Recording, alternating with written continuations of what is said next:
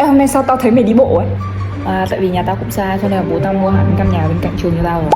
Nhà mày cách trường có 500 mét. Ừ, thế bố tao mới chọn cái căn nhà cách trường 50 mét cho tao. Tôi đừng nói ra. Ui, Hoài, hôm qua mày mới đi Thái xong à? Hôm trước tao mới thấy mày đi Bắc Kinh đâu. Cuối tuần nghỉ đặt vé máy bay thì đi mấy tiếng là đến. Tiện. Ồ, mà cuối tuần mày hay đi đâu thế? Có chỗ nào chơi không, giới thiệu em? Cuối tuần, tao toàn ở nhà ngủ. Thế cuối tuần này mày đi Hàn đi, ở bên đấy có khu chợ. Thôi đừng nói nữa.